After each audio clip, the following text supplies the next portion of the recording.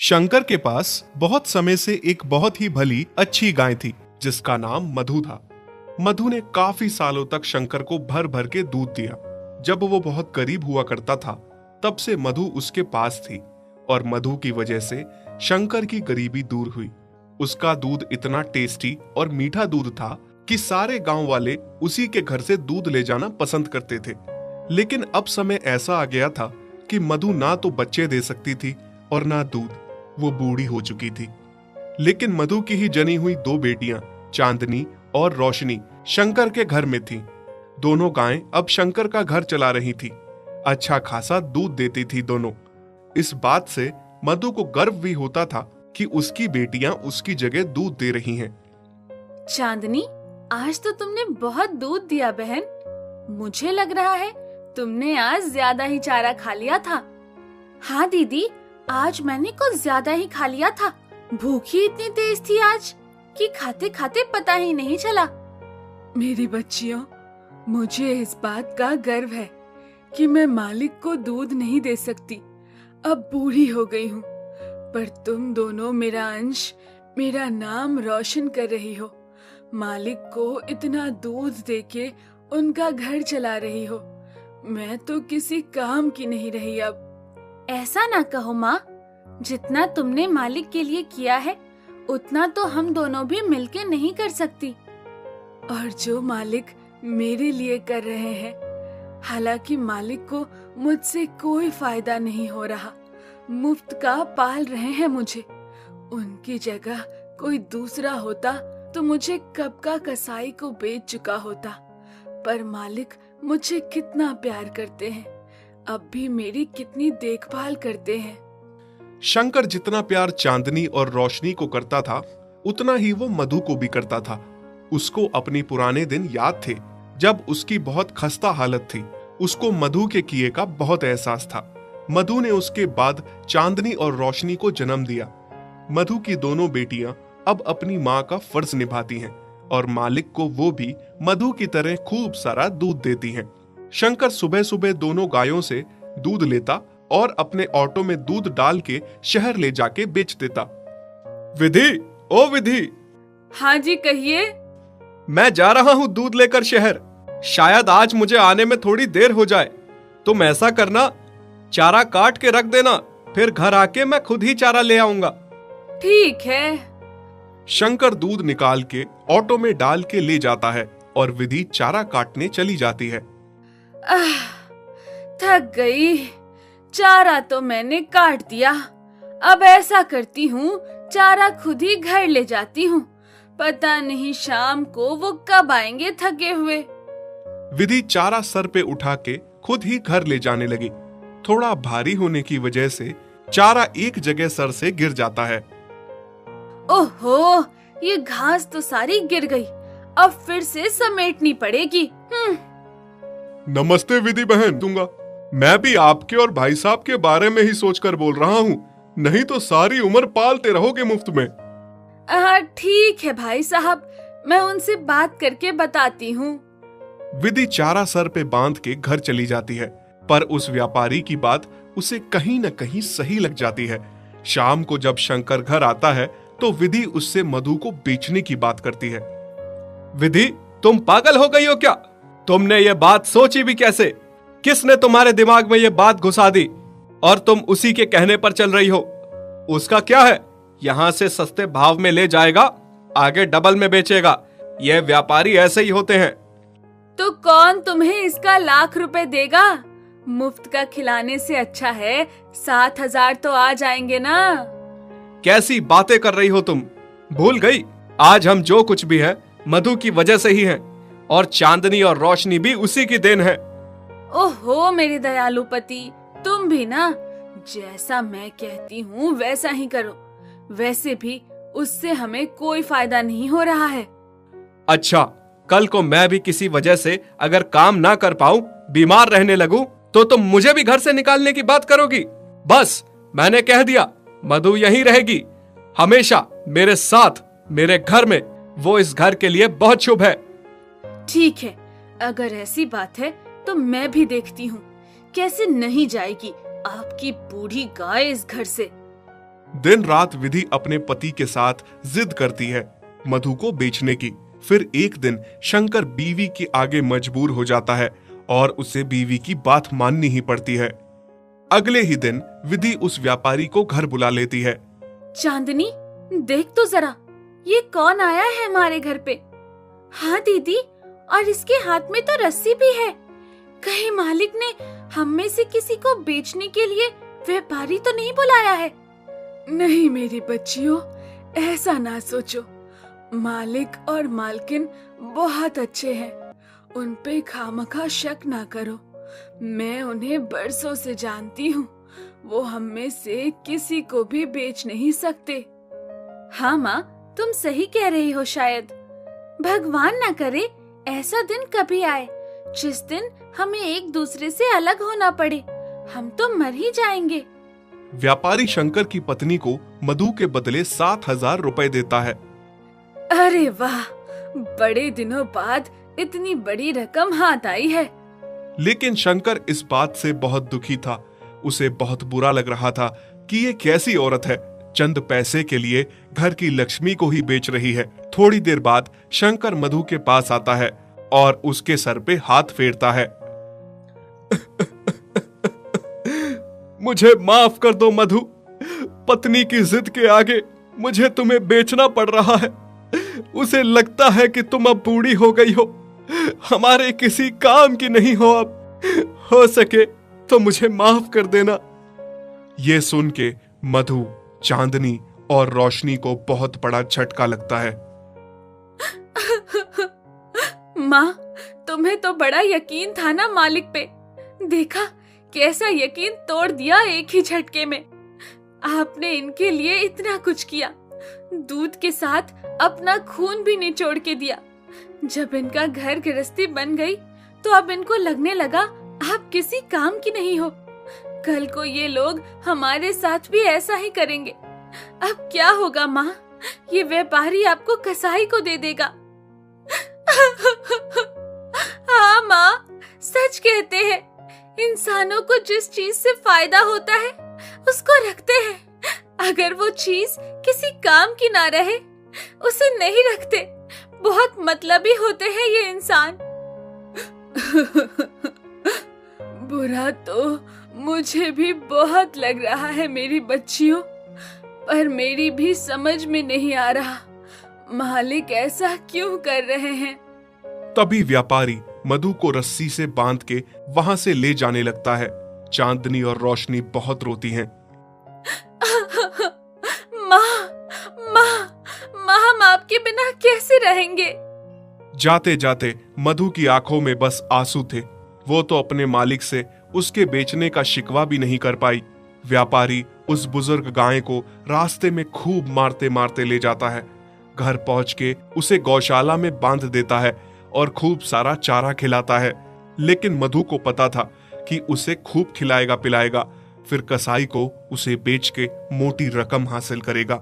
फिर थोड़ी देर में कसाई व्यापारी से मिलने आता है।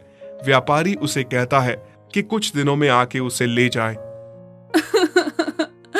नहीं नहीं, ये व्यापारी तो मुझे कसाई को सौंप रहे हैं। मुझे नहीं मरना।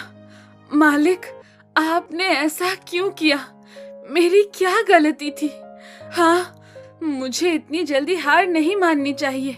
मुझे वापस मालिक और अपनी बच्चियों के पास जाना होगा।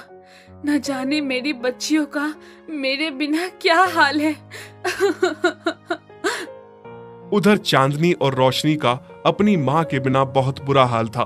फिर रात में जैसे तैसे गले का खूंटा तोड़ के मधु भागती हुई घर पहुंच जाती है। चांदनी और रोशनी को जैसे ही अपनी माँ दिखती है, उनके लिए मानो सवेरा हो जाता है। मधु अपनी दोनों बच्चियों को गले से लगाती है। माँ, आप आ गई।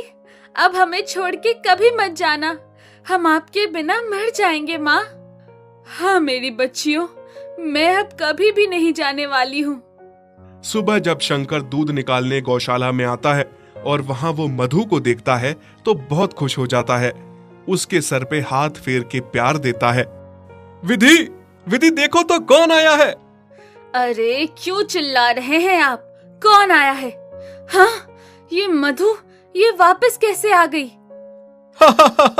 देखा, मैं ना कहता था, मधु हमें बहुत प्यार करती है, उसको हमें नहीं बेचना चाहिए। तुम चुप रहो जी, चिल्ला के तो ऐसे बुला रहे थे जैसे पता नहीं क्या हो गया। इस बूढ़ी बेकार गाय को मुफ्त का खाने की आदत हो गई है। मैं कहती हूँ जल्दी इस व्यापारी को बुलाओ, उससे पैसे लिए हैं, यहाँ आके इसे ले जाए। शंकर मजबूर होकर फिर से उसी व्यापारी को बुलाता है मधु को ले जाने के लिए। भाई साहब, इस बार इस गाय को मोटी रस्सी से बांध के ले जाना ताकि दोबारा लौट के ना आए।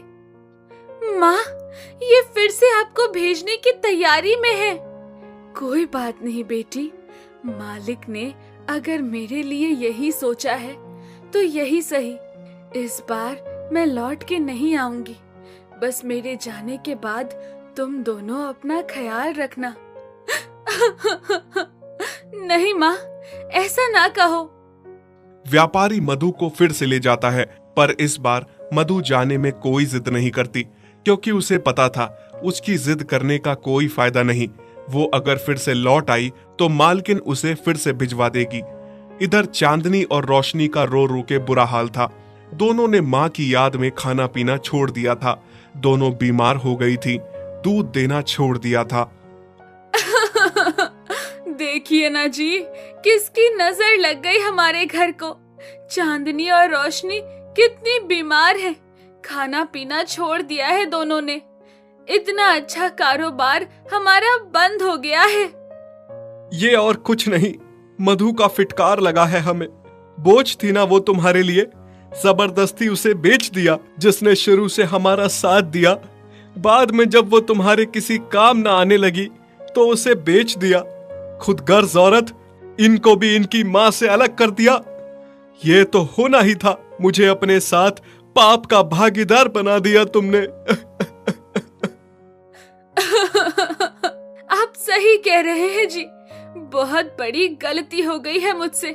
मैं आपके आगे हाथ जोड़ती हूँ। आप उस व्यापारी के पैसे लौटा दीजिए और मधु को घर ले आइए। अगले दिन जब शंकर और विधि मधु को लेने व्यापारी के घर जाते हैं तो वहां वो देखते हैं कि व्यापारी ने मधु को कसाई को बेच दिया है और कसाई मधु को ले जा रहा है। अरे कौन हो तुम और मेरी मधु को कहाँ ले जा रहे हो? कहाँ ले जा रहा हूँ मतलब? मैंने इसे खरीदा है, वो भी डबल भाव में। मैं तुम्हें इसके भी डबल पैसे दूंगा। मेरी गाय मुझे वापस कर दो। ठीक है, ले लो, मुझे तो पैसे से मतलब है, पर इस बूढ़ी गाय में रखा क्या है? वो तुमसे मतलब नहीं है, तुम बस पैसे लो और हमारी गाय को वापस करो। शंकर और मधु कसाई को पैसे देते हैं और मधु को वापस ले आते हैं। मधु, मुझे माफ कर दो, मैं कितनी गलत थी। मैंने तुम्हारे साथ कितना गलत किया। मेरी वजह से आज तुम्हारे साथ वो कसाई न जाने क्या कर लेता। हाँ मधु, अब जो भी हो जाए, मैं तुम्हें कभी खुद से अलग नहीं करूंगा।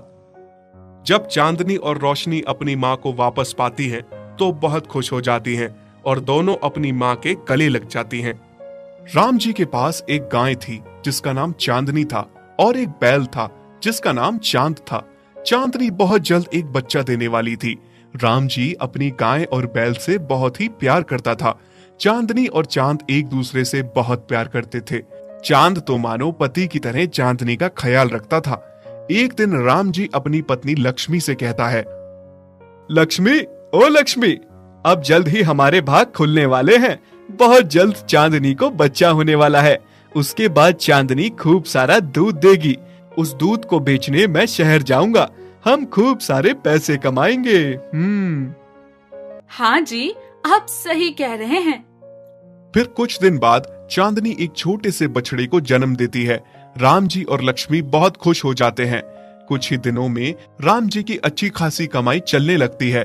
चांदनी जो भी दूध देती थी, राम जी उसे सुबह शहर जाकर बेचता था। फिर एक दिन राम जी दूध बेच के शहर से घर लौटा।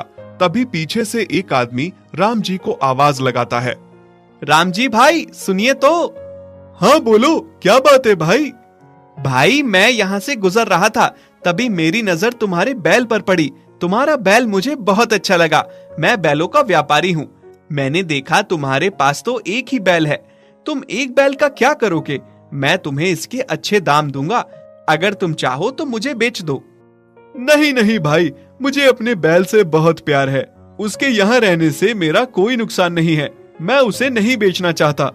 ठीक है भाई, कोई जबरदस्ती नहीं है, पर तुम जब भी इस बैल को बेचना चाहो तो मुझे ही बेचना। फिर वो आदमी वहां से चला जाता है।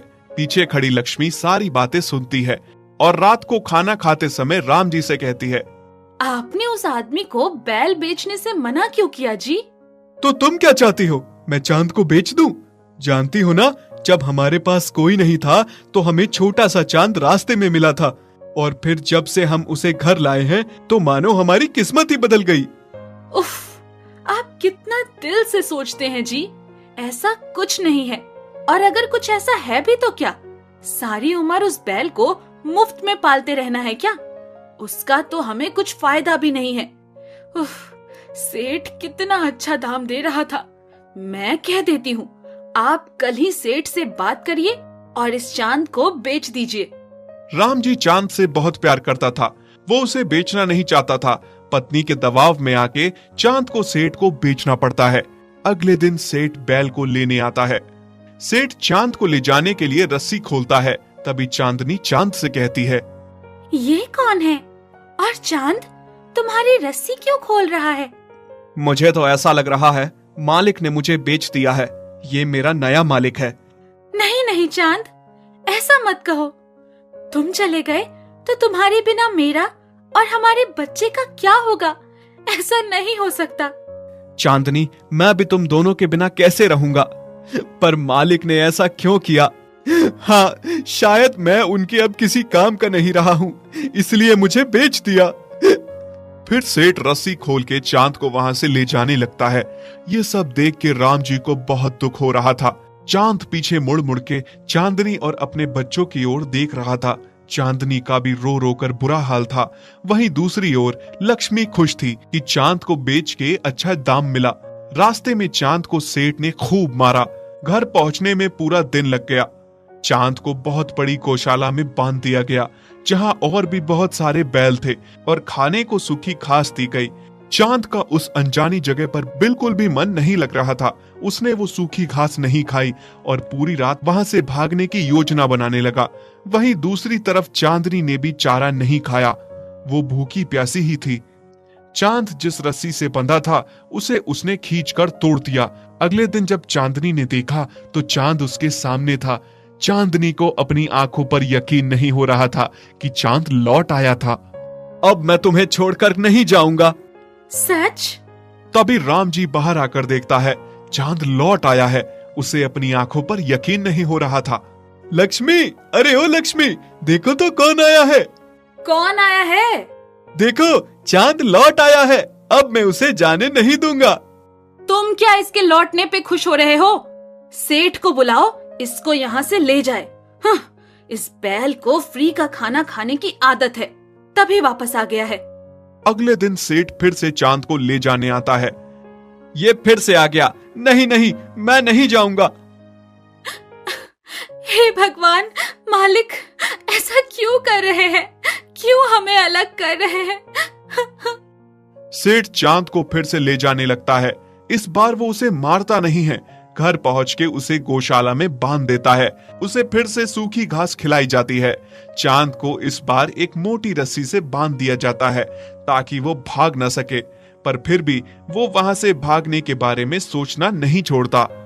इस बार भागूंगा तो चांदनी और अपने बच्चों को लेकर कहीं दूर जाऊंगा ताकि फिर से हमें कोई अलग ना कर सके। वहीं दूसरी ओर चांदनी चांद के बिना बहुत उदास थी। उसके लिए चांद के बिना रहना एक एक दिन मुश्किल हो रहा था। उसने खाना पीना छोड़ दिया था। ये देखकर राम जी और लक्ष्मी बहुत दुखी हो रहे थे। देखिए ना जी, हमारी लक्ष्मी को अचानक से क्या हो गया है? अच्छी भली थी, अचानक से इतनी बीमार कैसे हो गई? ये सब तुम्हारे कारण हुआ है। तुम्हारे साथ मैं भी इस पाप का भागीदार बन गया हूँ। हाँ, मेरे कारण? मैंने क्या किया? क्या तुम अंधी हो गई हो? तुम्हें दिखता नहीं है चांद और चांदनी का प्यार? वो दोनों एक दूसरे से कितना प्यार करते हैं। चांदनी का बच्चे का बाप भी चांद ही है। तभी चांद भाग भाग कर अपने परिवार के पास लौट आता है और हमने किसी के परिवार को तोड़ा है, इसका पाप तो हमें जरूर लगेगा। आप सही कह रहे हैं जी, मुझसे बहुत बड़ी भूल हो गई। पैसों के लालच में मैंने ये क्या कर दिया। आप कल ही जाकर सेठ को उसके पैसे वापस कर दीजिए और चांद को घर ले आइए। उधर चांद पूरी रात रस्सी को तोड़ने में लगा रहता है। आखिरकार उसकी मेहनत रंग लाई। वो उस मोटी रस्सी को तोड़ने में कामयाब हो ही जाता है और रात में वहां से भाग जाता है। रात के अंधेरे में वो रास्ता भटक जाता है और चलते चलते बहुत थक जाता है। ऊपर से भूख और प्यास से बहुत बुरा हाल था। फिर चांद को एक जगह हरी घास का खेत दिखता है। चांद उस खेत में घुस जाता है और घास खाने लगता है। तभी कुछ लोग उसे घेर लेते हैं और पकड़ के एक छोटी सी अंधेरी गौशाला में बांध देते हैं। यहाँ पहले से बहुत दुर्बल पड़े हुए डरे जानवर थे। राम जी अगले दिन सेठ के पास चांद को लेने के लिए पहुंचता है, पर सेठ से उसे पता चलता है कि चांद फिर से भाग गया। राम जी आके अपनी पत्नी को बताता है। दोनों चांद के लिए बहुत चिंतित होते हैं। हमारा चांद कहाँ गया होगा? अभी तक तो वो घर पहुंच जाता, पर उसका कोई अता पता ही नहीं है। कहाँ गया होगा वो भूखा प्यासा? आप सही कह रहे हैं जी, पर आप चिंता मत करिए, सब ठीक हो जाएगा। वहीं दूसरी तरफ चांद का उस कैद में दम घुट रहा था। वो सोच रहा था भगवान ने उसकी कितनी बुरी किस्मत लिखी है और कितना और दुख देखना बाकी है। मुझे तो लग रहा है कि मैं अब मर जाऊंगा। नहीं नहीं, इतनी तकलीफ उठाने के बाद अब मैं हार नहीं मानूंगा। मुझे कुछ भी करके अपने बच्चों और चांदनी के पास पहुंचना है, बस। तभी चांद दीवार को तोड़ने की सोचता है, क्योंकि दीवार कच्ची थी। उसने सींग मार मार कर दीवार तोड़ दी, लेकिन तभी वहां गौशाला का मालिक आ जाता है और चांद को बहुत मारता है। चांद को इतना मारा जाता है कि वो जमीन पर गिर जाता है। अब मैं तुम्हें और अपने बच्चों को लेकर कहीं दूर चला जाऊंगा, जहां हमें कोई अलग ना कर सके, कोई हम पे अपना हक ना जता सके। तभी लक्ष्मी चांद को वापस पाकर खुश होकर कहती है, चांद, तू आ गया। मुझे यकीन था तू जरूर आएगा। अजी सुनते हो? देखो तो कौन आया है। कौन आया है? हमारा चांद वापस लौट आया है। क्या? चांद आ गया? तभी राम जी रोते रोते उसके सर पे हाथ फेरता है और कहता है, मुझे माफ कर दो चांद, मैं तुम दोनों का गुनहगार हूँ। मुझे कोई हक नहीं बनता कि किसी के परिवार को तोड़ूं, और मैंने ये पाप किया। मुझे बहुत पहले ही ये सब नहीं करना चाहिए था। अब मैं तुम्हें कहीं नहीं बेचूंगा चांद, हम सब साथ रहेंगे। चांदनी, मुझे लग रहा है कि मालिक और मालकिन अब समझ गए हैं। अब वो दोबारा ऐसा नहीं करेंगे। अब हमें भी इनको मौका देना चाहिए। हाँ, तुम सही कह रहे हो।